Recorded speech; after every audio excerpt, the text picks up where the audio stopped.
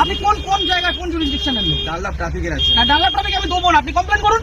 কমপ্লেনে করে ব্যাপার নাই আপনাদের। আরে আপনার রিকুইজিশন আমি গাড়িটা দেবো না, আপনি আমাকে অবস্ট্রাকশন করবেন। আপনি এইভাবে আপনি এই গাড়ি চালান তো, এটা ইয়ার কি হচ্ছে নাকি একটা রাস্তার মধ্যে? উত্তেজিত হচ্ছেন আপনি এভাবে। তাহলে আপনি গাড়িটা থামালেন কেন? কি অপরাধ আমার? এটা নিয়ম। আমার অপরাধটা কি?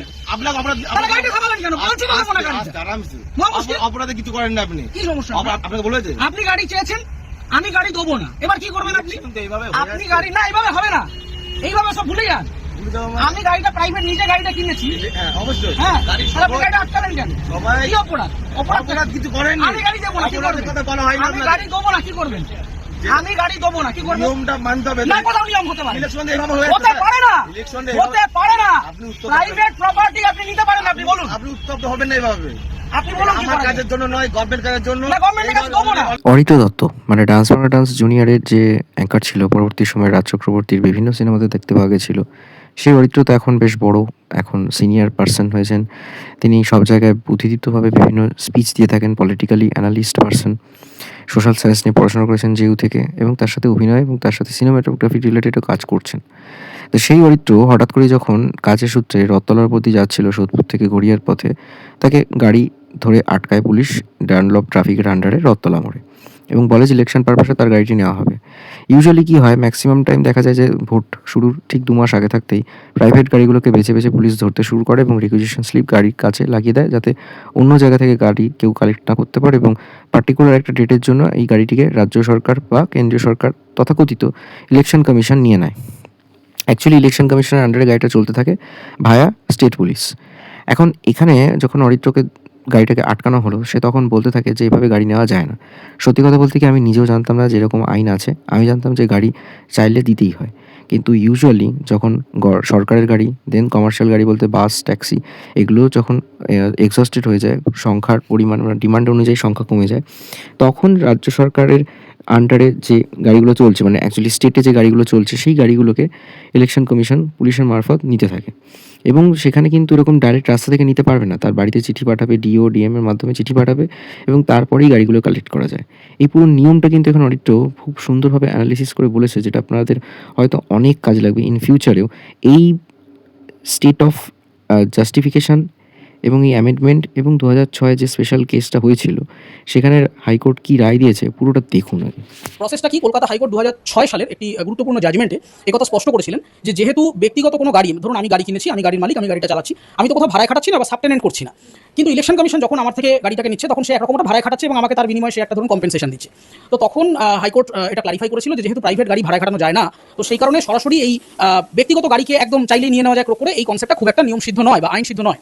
এরপরে কলকাতা হাইকোর্ট আরও ক্লারিফাই করে যে আমাদের যে প্রাইভেট গাড়ি কোন সময় নেওয়া হবে। সবার আগে সরকারি গাড়িগুলিকে নেওয়া হবে।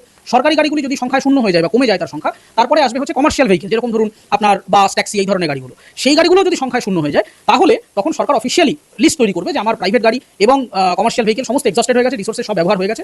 তখন যে প্রাইভেট গাড়িগুলো গভর্নমেন্টের রিকোয়ারমেন্ট হবে, তারা তার তালিকা তৈরি করবে এবং সেই সংশ্লিষ্ট গাড়ির মালিকের কর্মস্থল অথবা তার বাড়িতে একেবারে লিখিত চিঠি পাঠাবেন। কে পাঠাবেন? আইদার ডিস্ট্রিক্ট ম্যাজিস্ট্রেট অথবা সেই জায়গায় যিনি নির্বাচনী প্রধান বা আধিকারিকের অফিস থেকে বা ভায়া রেজিস্টার্ড পোস্ট অথবা কোনো অফিসার বা কোনো অফিসের কোনো ক্লার্ক, তিনি গিয়ে আমার বাড়িতে চিঠিটা পৌঁছে দিয়ে আসবেন এবং অবশ্যই তখন আমি ওই গাড়িটি দিতে বাধ্য থাকবো। কিন্তু রাস্তাঘাটে এই যে বিভিন্ন ট্রাফিক স্পটে ধরে একটা রসিদ দিয়ে দেখিয়ে যে না গাড়িটা আমি নিয়ে নেবো, এটা প্রাইভেট গাড়ির ক্ষেত্রে করা যায় না। কমার্শিয়াল গাড়ির ক্ষেত্রে নিয়মটা আলাদা, ভাড়ার গাড়ির ক্ষেত্রে বা এই যে বিভিন্ন রকমের ক্যাব সার্ভিসেসগুলো রয়েছে সেগুলোর ক্ষেত্রে নিয়মটা আলাদা, আর ব্যক্তিগত মালিকানায় গাড়িটার ক্ষেত্রে আলাদা। এবং এখানে অনুভূত ঘটনা এটাই ঘটে যে আমি যখন স্পষ্টভাবে তাকে বলতে চাই যে আমার নামে আপনি অর্ডারটা দেখান, যে আমার নামে আমার ডিস্ট্রিক্ট ম্যাজিস্ট্রেট বা ডিও অফিস থেকে এটা বলা হয়েছে যে আমার গাড়িটি লাগবে, সেই আমাকে নথিটি দেখান, তিনি কোনোভাবেই নথিটি দেখান না এবং প্রায় 30 মিনিট ধরে আমার সাথে তিনি অসভ্যতাটি চালিয়ে যান। এটা ঠিক কথাই, যখন ইলেকশন রুল চালু হয়ে যায় তখন স্টেট গভর্নমেন্টের কিন্তু আর কোনো হাত থাকে না। তাই এখানে মমতার পুলিশ, মমতার রাজ্য সরকার, এই সমস্ত কথাগুলো এই ক্ষেত্রে লাগু হয় না, বিকজ এখন এই মোমেন্টে রাজ্য সরকার বলে কিছু নেই, এখানে সবটাই এখন ইলেকশন কমিশন পুরোটা কন্ট্রোল করছে। ইলেকশন কমিশন মনে করবে যে কাকে চিফ সেক্রেটারি, কাকে স্বরাষ্ট্র সচিব রাখবে, তাকে সরিয়ে দেবে, এগুলো সবই মানে ইলেকশন কমিশন ঠিক করবে। সিমিলার পুলিশের মারফতই তারা কিন্তু যত গাড়ি কালেক্ট করা সেটা করবে। হ্যাঁ, এখানে প্রসেস অফ অ্যাপ্লিকেশন বা মোড অফ অ্যাকশনটা চেঞ্জ করা উচিত ছিল।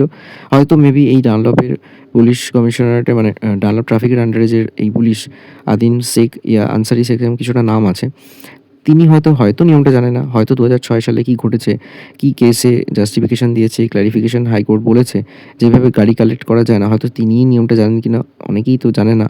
আজকে অনেকটা ক্লিয়ার হলো যে হ্যাঁ, এইভাবে গাড়ি কালেক্ট করা যায় না। গাড়ি কালেক্ট করতে হলে পার্টিকুলার গাড়ির মালিকের ওনারের নামে ব্লু বুক ইস্যু করে বা তার ব্লু বুকের নাম্বার ধরে একেবারে বাড়িতে কাগজ পাঠাতে হবে যে তিনি গাড়িটা তাকে দিতে হবে। এরপরেও কিছু জাস্টিফিকেশন থাকে, ক্ল্যারিফিকেশন থাকে, চাইলে মেডিকেল পেপার সাবমিট করতে পারেন যে বাড়িতে কোনো অসুস্থ ব্যক্তি আছেন যার জন্য এই গাড়িটি দরকার পড়তে পারে, তখন কিন্তু ইলেকশন কমিশন জোর করে গাড়িটা নিতে পারবে না। তার জন্য কম্পেনসেট করুন, প্রত্যেক দিনের ভাড়া দিক যাই দিক, সেক্ষেত্রে এই ব্যাপারগুলো থাকে। আমরা জানতাম যে ইউজুয়ালি পুলিশ 2 মাস আগে থাকতে গাড়ি কালেক্ট করে এবং তখন মেডিকেল পেপার দেখালে হয়তো ছাড় পাওয়া যায়, কিন্তু আসলে নিয়ম গাড়ির ওনারের নামে বাড়িতে একদম চিঠি যাবে এবং সেটা ফর্মালি অ্যাকসেপ্ট করতে হবে। ভিডিওটা কেমন লাগলো অবশ্যই জানান। দেখতে থাকুন বং স্টোরিজ। চ্যানেলটা ভালো লাগলে সাবস্ক্রাইব করুন এবং শেয়ার